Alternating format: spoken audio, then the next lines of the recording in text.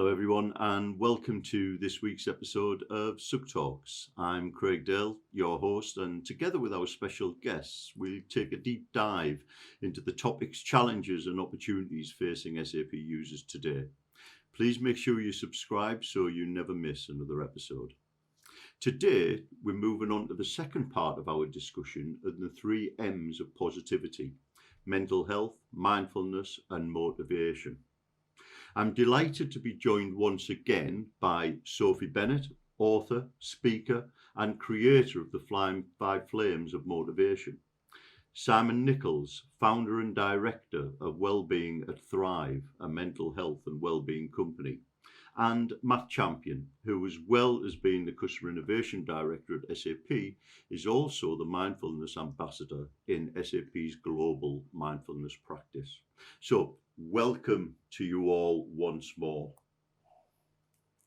In the first part of this two-part episode, we discussed resilience, mental strength, mindfulness, how to fail gracefully, and the importance of creating time for yourself, amongst other things. If you've not listened to part one yet, I suggest you do so.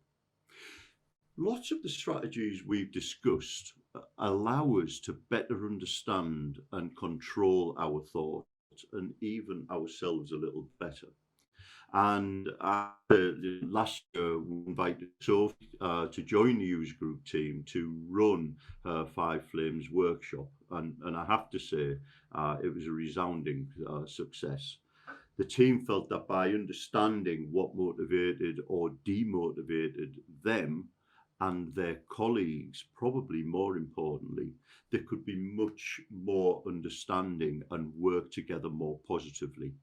So, Sophie, just to start off, please can you tell us a little bit more about Five Flames and how understanding yourself and those around you can help?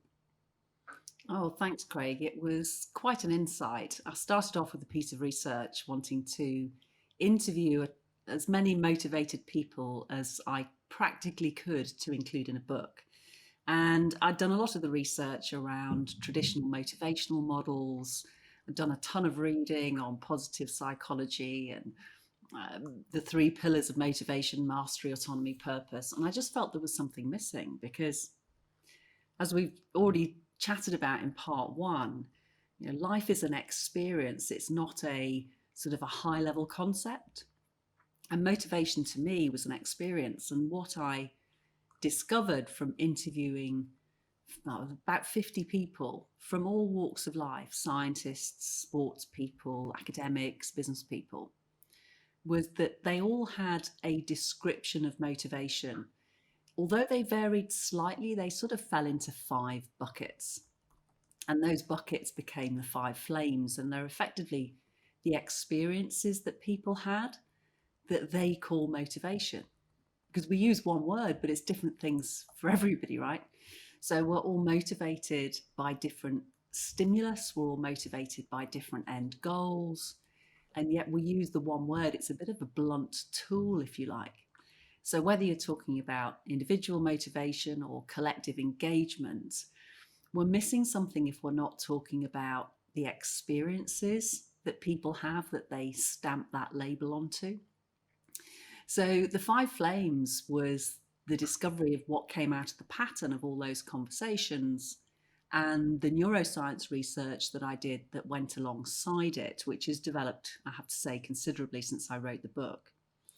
And those five buckets, the five flames, are ways that we get into that state of being, that presence that we call motivation, that feeling that where we feel good, that we're trying to chase. When we talk about motivation, it's about that desire to get into a particular state.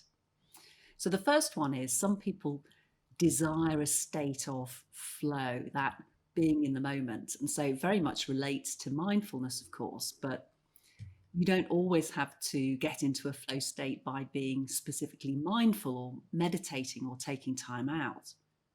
Some people get into a flow state by jumping out of aeroplanes or by riding a horse or walking in nature, but there's very specific experiences that trigger that feeling. So that's the first one. And it's a very internal experience. Nobody can see if you're in flow. And if you're in deep concentration, you can be in a highly flow state. You can be doing a spreadsheet and be totally absorbed. And 2 hours goes and it feels like 5 minutes. So that's a flow state. But not everybody gets into a state of motivation or gets excited about that as a prospect. Some people get it through being with people, and that's the second flame, which is inclusion motivation, where we all know somebody who buzzes and lights up in the presence of others. And they're the people at the center of every network. They're the people that organize meetups and Zoom coffees in this lockdown period. And in normal life, if we ever get back to that, and I'm sure we will, they're the people that organize barbecues and parties, and they're the life and soul. And they get their energy off seeing the dynamic of other people. So they're the people that are really the glue of your team. The third flame is really different. It's results motivation. And these people are often very determined, very gritty. And they have an eye on a bigger prize. And so they tend to be very goal orientated. They get excited by seeing fixed things that they can achieve, things that they can tick off, the sense of self-satisfaction of having achieved it. But it really matters that other people witness it. So if you have results motivated people on your team or you're one yourself, it's not good enough to just achieve something. You want other people to know about it. Whereas flow motivation is an internal experience. Nobody can ever experience it with you. So it's internal, but results motivation, people can see it.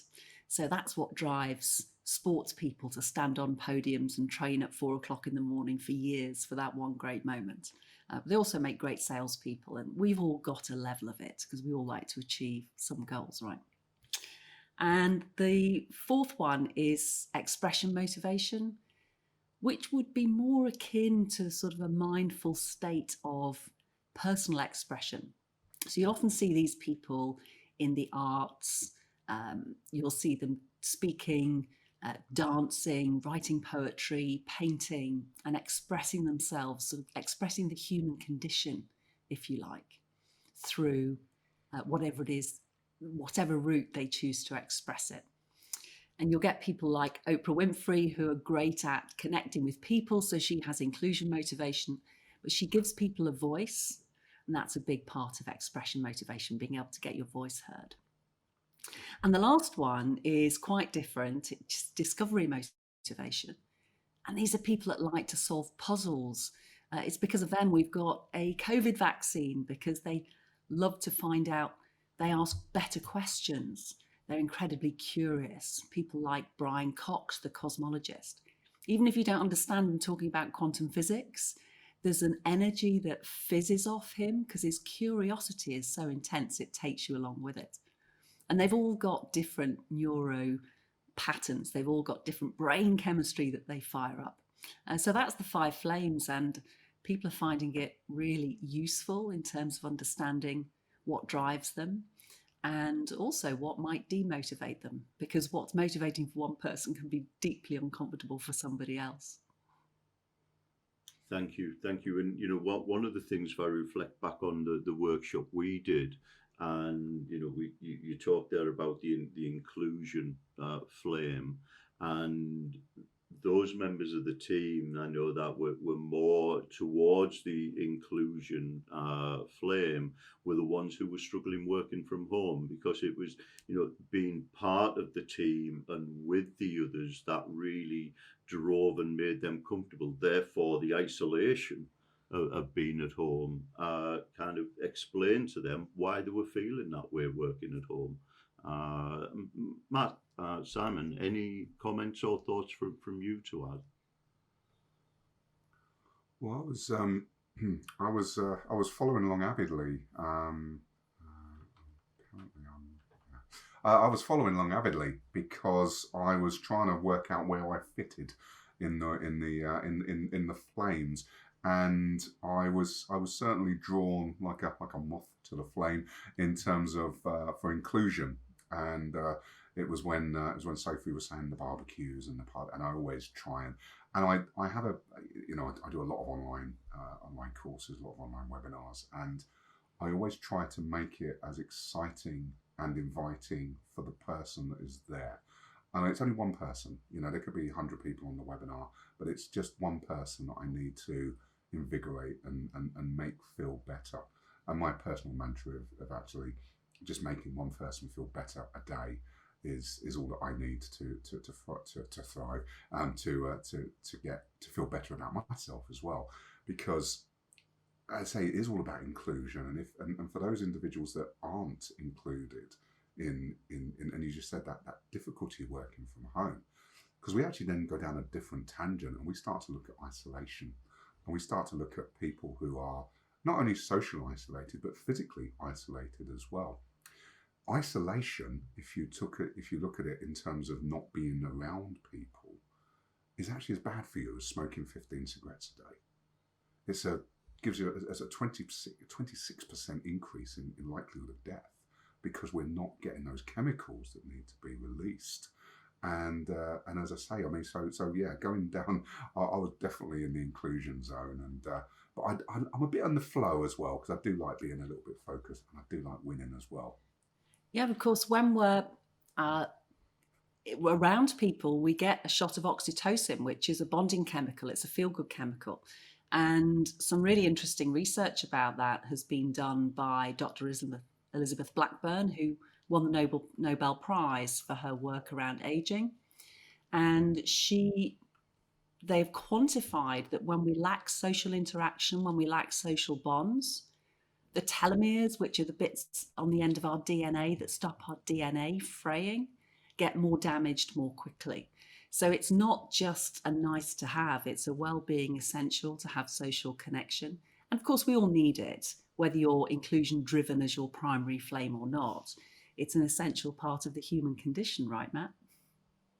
Absolutely. And and as I was reading your book, one of the things that actually reminded or helped me with is my own self-awareness. So there's a linkage there in terms of actually understanding who I am and what makes me tick. And it also reminded me of my connection to value, my values as well. What are my values, and how do they show up in my life, and how do they show up in the flames as well? And I found that quite an interesting kind of insight for myself. I think, as I said to you before, I kind of show up in the flow, and also on the expression, probably most dominantly. And in the work that I do, we talk a lot about how do we help people understand more about themselves, but also have alignment to their values. And so I know many of us here are coaches. Often values are not things which are explicitly talked about. Some people have never even actually sat down and said, what are my values and how do they show up?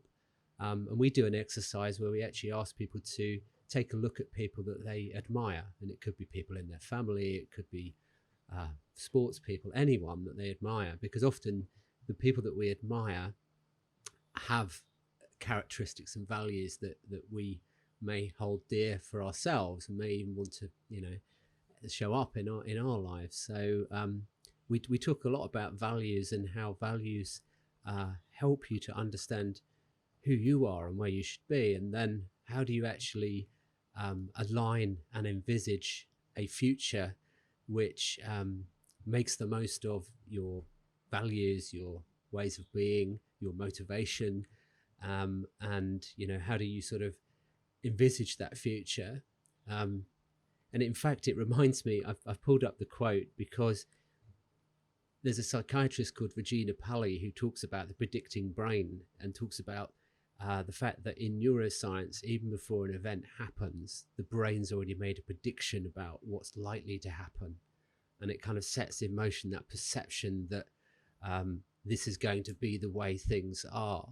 And so a long description here, but in a sense, we learn from the past what to predict for the future, and then we live the future we expect. So I find that quite fascinating, because I think when you start to realize that, actually, if I understand my motivations, if I understand my values, if I've got a heightened self-awareness, then actually, what is the future that I want for myself? And I think that's very powerful.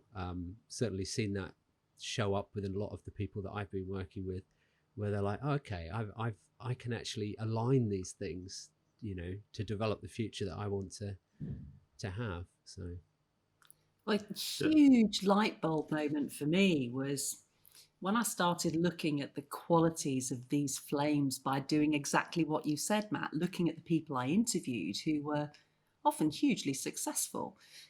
They'd won medals, they were running global institutions. And I realized on second look that what looked like sort of magic qualities that they had, whether that was attracting people to be around them, whether it was incredible physical skill, whether it was academic skill. It looks like magic to the untrained eye, but once you start digging around, you start realizing that those early motivations that cause them to do something over and over again, which is how you build that sort of feedback loop of being more and more motivated, was actually just a set of skills. So take inclusion motivation, for example. If you love being around people and that's where you get your buzz, you're going to become a good people watcher, because it's only by taking the temperature of the room and observing people's reactions and observing people's energy between people. When you've been doing that for 20 years, of course you're going to have good soft skills. And it looks like magic to somebody who's been maybe discovery motivated and has spent their time in academia in books. The skills are open to everybody. So understanding your motivation starts to give you some insight into not only the skills that you think are ordinary, but to somebody else look like complete magic. And also the things that you thought were complete magic in somebody else that you might not have had access to. So maybe you're not very good at setting goals for yourself because you're not particularly results driven.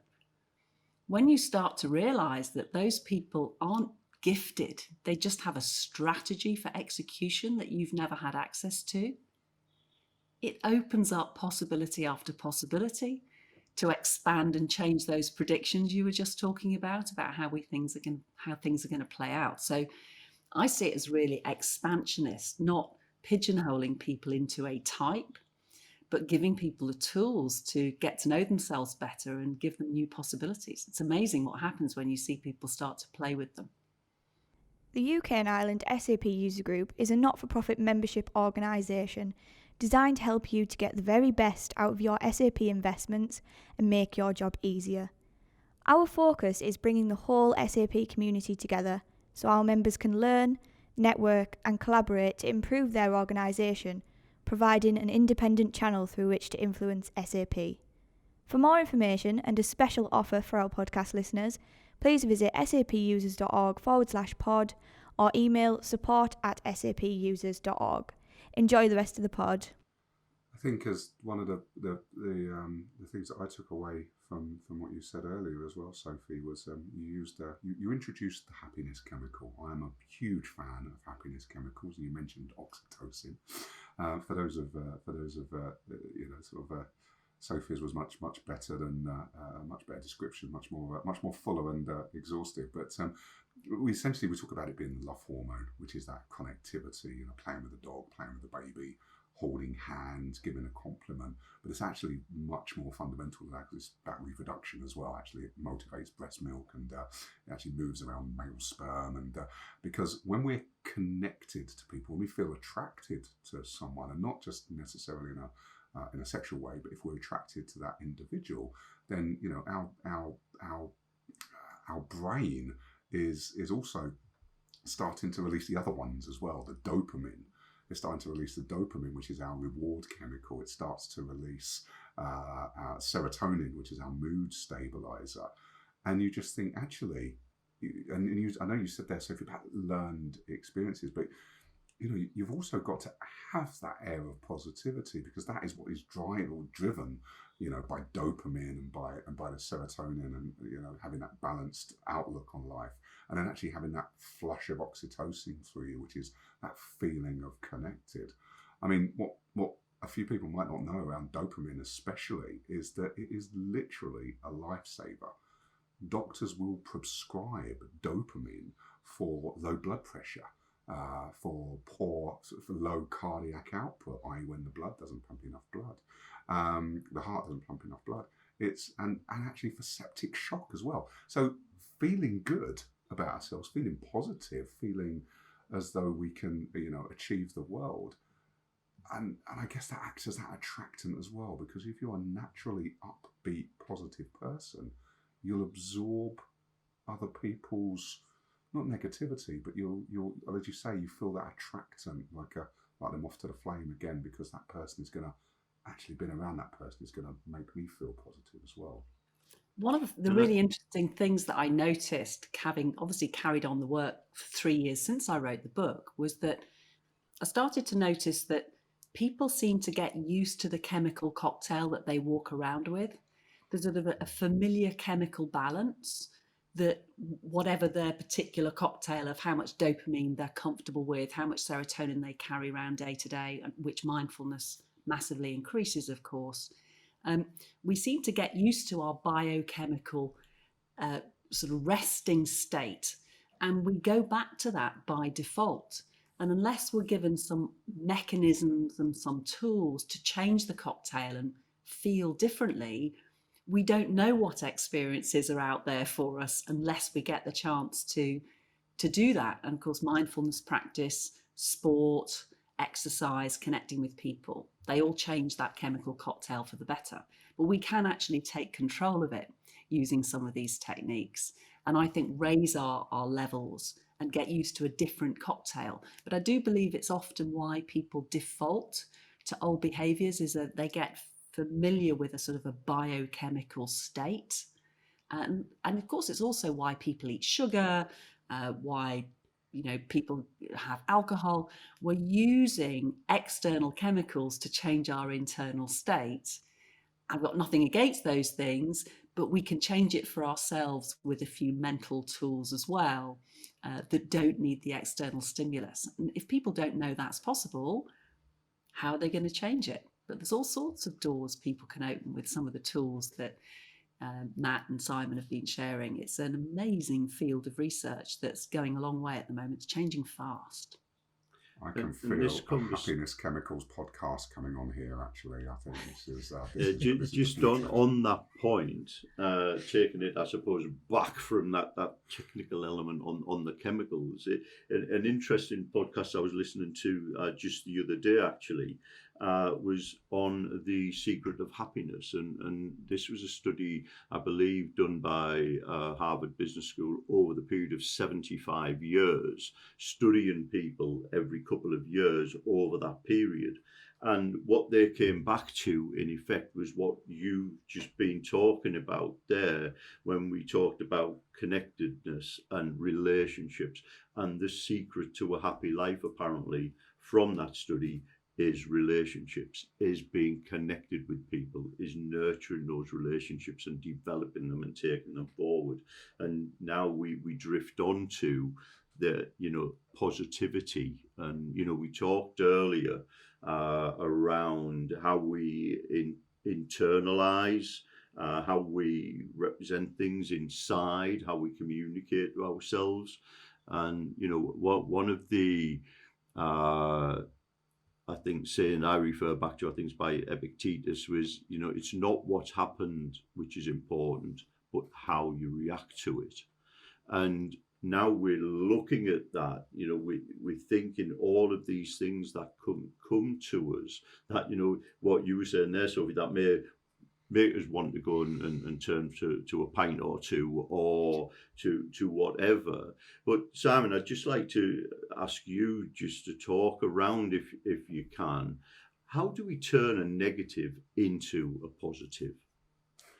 Yeah, and it's lovely. I love the fact you brought up Epictetus then with his, the Stoic, the Stoicism and Stoic philosophy of old Roman time, whereby we start to examine the thoughts that we have about something rather than the thing itself.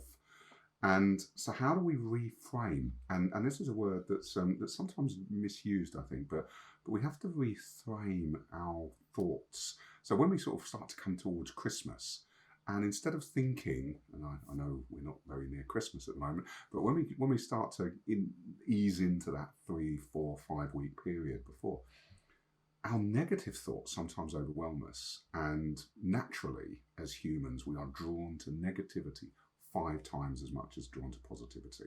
That's why bad news sells. We hone in on the bad that's going on. So when we think about Christmas and we think, oh, I've got to do this and I've got to get this and the family's coming around, and suddenly we actually overwhelm ourselves with these negative thoughts about what is actually for most people, a very loving and interactive time. So we have to start thinking about reframing and not thinking about the thing as the bad entity, but our thoughts that go with it. And then we have to actually think about what it really means to us. What does that thing really mean to us? And on some of the mental health courses that I run, we talk about Marmite. Marmite. People love it or people hate it, but it's Marmite. It's apparently I was described as spreadable beef, but that's by the by. I don't like Marmite, but that's my thought process. And that's a negative thought process because my wife puts it in our macaroni cheese without me knowing, and apparently I really love it. But the thought of Marmite, the mere action of spreading it on bread, ugh. But other people, and possibly listeners to the podcast, will be shouting at me, you need to try it on cheese on toast. Well, do you know what? I don't, because I'm unique and I can actually make my own decisions. And for the moment, I'm not going to like Marmite. But if we think about the end thing differently, if we frame it, if we turn that negative into a positive, but we have to be conscious that we're thinking about it in a negative way. And it goes back to, say, Epictetus. It's not the thing itself that offends us, or it's not the thing itself that is the problem. It's our thought process around it. And this goes back perfectly to what mindfulness does, which is it changes our thought process. It doesn't send them away, doesn't make them disappear. When you come back out of being present, the stuff's still there. But you think about it in a different way. And for me, that's really what we've got to focus on to, turn that frown upside down, move that negativity towards positive. If I could just pick up on that, Simon, one of the things that you talked about there was, negativity. And I think it's important to recognize that we all have that inbuilt negativity bias. As humans, Sophie mentioned the human condition earlier on. We are human beings and we are wired to look for threat, to look for risk. Our primitive brains are that feeling is always still there. Our alarm system's always still on to pay more attention to the negative than the positive because it helped us survive. When we were being chased by a saber-toothed tiger. But obviously we don't have that so much anymore. And I think that negativity bias actually is something that, like you say, with mindfulness, you can actually become more aware of your own thoughts and feelings. You start to become the observer, the curious kind of observer of, oh, I'm feeling anxious. I wonder why that is, or I'm feeling some hunger pangs. Well, it's probably because it's nearly lunchtime, but actually not becoming the thoughts. And so I think that's the point in terms of self-awareness, is actually playing with the thoughts, being aware that they're there and they're not going to go away, but actually, okay, I'm beginning to feel this, and actually just creating that tiny micro space where you can actually just pause, just stop, breathe if you need to, and actually then reflect on that and actually say, well, how am I going to respond? Now, you can't always do that. It depends on the situation that you're in. So I think when you're talking about turning a negative to a positive, often you can be doing that after the event, but there are also times when you're in a very difficult situation and you might just need to create that little bit of space for yourself, just maybe by taking a breath. One thing that the listeners can think about doing is we do a practice called 3 breaths, which is just to stop and just take 3 mindful breaths, just deep breaths, just focus on the breath, just then check in with the body and then ask yourself what's important now. That's a really nice little practice that you can do just in the moment if you feel anxious or things are feeling a little bit negative. Thank you. And I quite like the way we moved there as well, from that negative to a positive, and talking about positive thinking as well. And I suppose the power of positive thinking. So Sophie, I don't know if you want to touch on that subject for us and how that can help us. Yeah, positive thinking. I think sometimes it gets a bit of a bad press. We're very different culturally to the sort of positive thinking movement in the US, which is a bit more happy, clappy, a bit more smiley, have a nice day. It's not very British. And I'm sure we might have listeners from all over the world, but we have a culturally very different response to happiness. And big smiles are always not the done thing, right? Or talking to people in the lift. Yeah, absolutely. We're very reserved as a culture, aren't we? But I think one of the things about, I know Simon mentioned reframing, which is oft misunderstood. But something I learned from interviewing a lot of athletes and a lot of successful entrepreneurs was that one of the things they're very good at is reframing by turning experiences into data and then data into learning.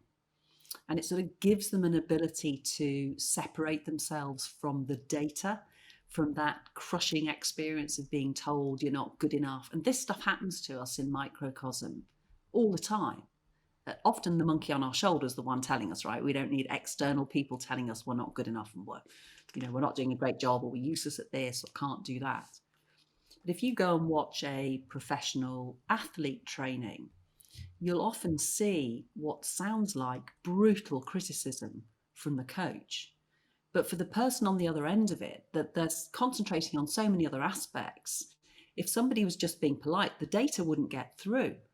And so they take the information, often being screamed at them, and I see it every day with the dressage horses. They've produced 35 Olympic riders where I'm stabled, and the coaching appears from the outside to be brutal.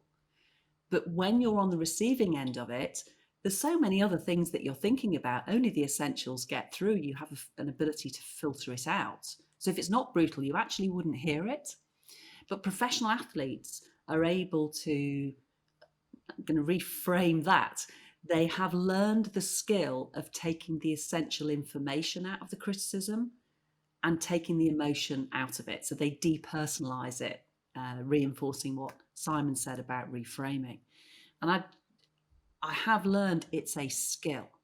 I watch young people from all over the world coming into our stables, for example, and when they go and watch the first lesson for the young riders, they are absolutely terrified because the trainer is screaming and shouting. And it's not that the screaming and shouting is particularly effective. It's that the trainer understands that the person listening only has a quarter of their brain on the coach. They've got 3/4 of their brain on the environment, on the horse. How am I sitting? Who's behind me? What am I meant to be doing? So the brain is crowded. And any of us, when we're learning a new skill or doing something unfamiliar, is in that sort of crowded brain place where very little gets through. And one thing we can all learn as I watch these people develop and turn into, potential future stars, maybe after 3 or 4 years, and they've started to be able to process the data differently. That depersonalizing criticism is not a gift. It's another skill. So if you're not great at reframing stuff, just practice a little bit. And Matt's 3 breath and just put a gap and a moment to think, 3 breaths, and then process how you're feeling, is one of those techniques, amongst many others, that professional reframers use to get the learning out of those experiences. So it's a process and it's not a skill. And yeah, I mean, you're absolutely right on so many levels. And I think because you use the word, the phrase in terms of the positive negative, because we also have toxic positivity, and we all we all have those individuals, I think, that sort of and to coin a few phrases, and you'll probably have heard these before. Oh, you'll get over this. Look on the bright side. Don't be so negative. And these are all people. Oh, think happy thoughts. These are all people that are actually really wanting to try and help us. But in actual fact, what they want to hear is, it's hard. It's hard. I think you can handle this, or it's going to take a bit of time, but you will get through this. Because we can always be sometimes too positive in terms of without recognizing someone else's journey. And if we're trained to do that, as we've told about everything, and Sophie especially, everything can be learned. But we're instant gratification people, aren't we? We just, I need to learn it now, and I want it now. And actually, mindfulness, and I think Matt, you told me this when we first started to talk about this, is that you hope you'll never get good at mindfulness, because you want to practice it for as long as you can. So it's a conveyor belt that keeps on giving, because if you think, oh, I've mastered it, well, then you'll lose interest in it, and you've got to keep going on. And maybe maybe you are much better at it now. I don't know. No, you're absolutely right, and I think it's similar in the sporting world, or in fitness. It's called practice because it requires lifelong practice. You never really become the master of it. It's you've always got room to grow, and I think that's true in a lot of fields. So yeah, it's it is a practice. And actually, what you both said there reminds me of the role of compassion in others, for others, from others, and for ourselves. So if you think about compassion, to your point, Simon, the very worst thing that you can say to someone when they're in a difficult situation is "at least." There's a lot of work done by Brené Brown, who many people may know, around compassion and authenticity, and to your point, just being there for someone and actually being a listening ear and helping them, to understand what they're going through, is actually more helpful than trying to silver line it. And then self-compassion, I think, is important, because we can often be our own worst inner critic. That voice in our head is telling us things which we would probably never even say to someone that we don't like very much. And I'm sure people can identify with that. We kind of have this inbuilt feeling that we must critique and push ourselves really hard all the time, literally flog ourselves through the day, when in fact, actually, research proves that is not healthy. There is certain, as you both said, certain level of stress and cortisol is healthy for you. It pushes you on. But actually, if you're always in that state of sort of self-flagellation, it's not good for you. And it reminds me of the work of Dr. Christian Neff. She talks a lot about how do we bring kindness to ourselves, and how do we treat ourselves with warmth and compassion, rather than trying to kind of harm ourselves mentally. And then also she talks about common humanity, which is recognizing that common humanity in others, and the fact that it's not just something wrong with me. And then she talks a lot about how mindfulness plays a role in that, so that you don't become too over-identified with the thoughts or the feelings that you're having, and you sort of you treat them as things that are happening, not things that you're becoming. So I think, the role of self-compassion is really important. It's not about pushing things away or denying them, but it's actually about saying, no, actually, I can care for myself and be kind to myself. And I think it's something that a lot of us don't take the time to think about doing. We think we need to keep pushing ourselves, and sometimes we go a little bit too far with that, I think. Thank you. And and that fantastic insights from all of you, and unfortunately we kind of come to the end of this episode, and I'd just like to have a quick fire round. And Matt, you've already mentioned the 3 mindful breaths, but what I'd like is just to close one piece of advice from each of you on how our listeners can improve their positivity right now. So I'm going to start with you, Simon, if I may. Okay, well, this I'm gonna make the faux pas of podcasting. I'm gonna actually refer to the day that it is today. For those of you who are clever, when you're listening to this, you'll refer back to it. Is actually World Sleep Day. And so what I am going to say, sleep is one of nature's natural fixers. It mends us, it heals us. So my top tip is get the required amount of sleep that your body needs every single night, whether that's 6.5 hours or 12 hours, depending on what age you are.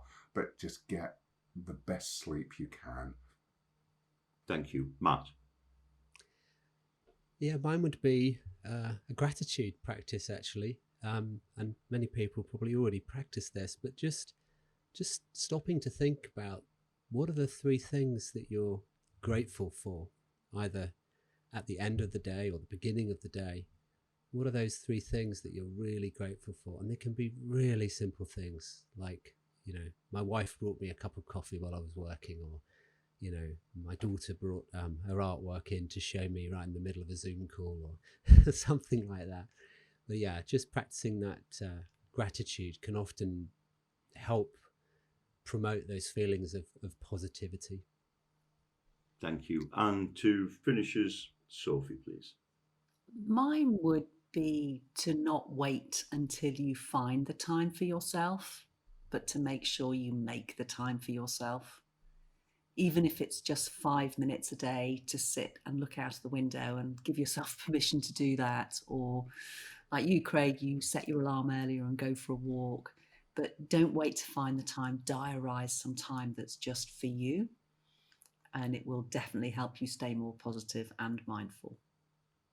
Thank you. Thank you all very, very much. And reflecting back on that, Sophie, my alarm at 5:30 does mean that I am going to bed most nights now at 9:30, because I know I need as near to 8 hours as I can get hold of. Which means once obviously we come out of this and I start traveling again, it's going to be interesting having a beer post meetings or whatever, maybe falling asleep in my pint. But thank you all so much for your very valuable insights, and thank you all for listening.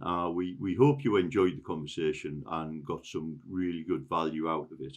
And again, if you would like further information on the wellbeing sessions that the user group's running, please do visit sapusers.org or follow us on any of the main social media platforms. And until the next time, stay safe, stay positive, and keep washing your hands.